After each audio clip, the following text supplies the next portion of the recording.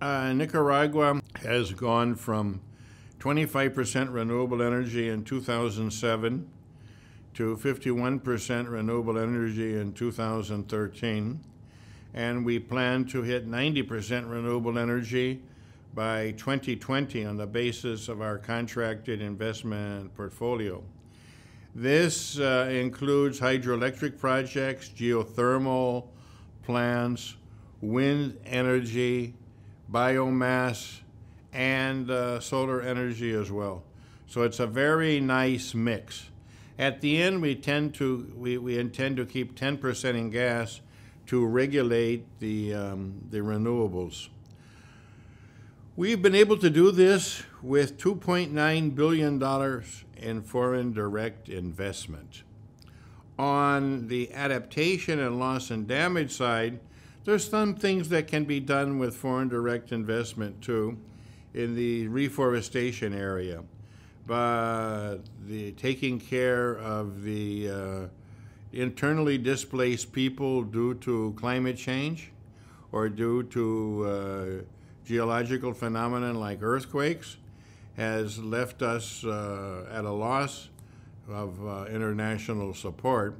And so a 1,000 household unit called Via Dignidad was constructed with national funds to attend these internally displaced people who are refugees from areas where there's chronic flooding.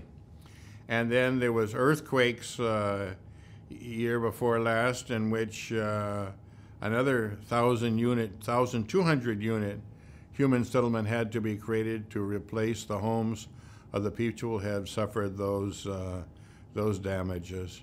There's no international mechanism for loss and damage, either on the climate change side or on the geological type of disaster side either. The countries, even the second poorest country in Latin America and the Caribbean, which is Nicaragua, have to fend for themselves with regard to that. And there'll be enormous needs for adaptation to climate change, changes in the agricultural patterns of what crops can be planted, or when crops should be planted and where. This will lead to a major need to readjust. So there's a dramatic need for financing, and the major issue that is emerging out of the climate change negotiations is means of implementation, finance, technology, and capacity building.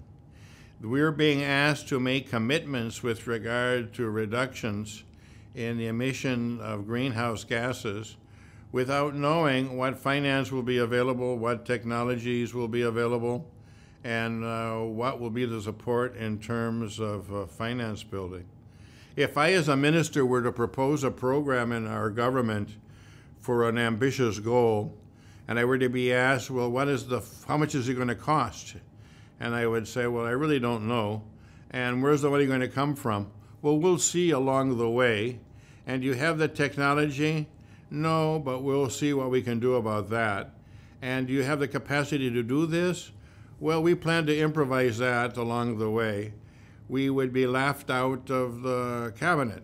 So why should we be asked to do that at the international level, make commitments without knowing what the finance, technology, and capacity available is to be? So we think that this is an issue that must be solved. We cannot go on making commitments without knowing what the means of implementation are to be. That is irresponsible, and to have a truly actionable, responsible agreement in Paris this year, we need to have a definition in terms of the means of implementation. Nicaragua has a proposal in this regard, and it's a proposal for the developed countries to contribute 0.5% of their gross national income to climate change every year, beginning in 2020. But to have credibility with regard to those funds appearing, there should be 0.1% in 2016, 2% in 2017, and then so on and so forth until the 0.5% is reached in 2020.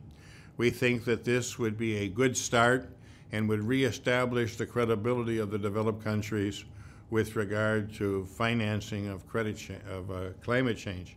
Quite unfortunately, we're now living a lost decade in which there hasn't been climate finance or climate action.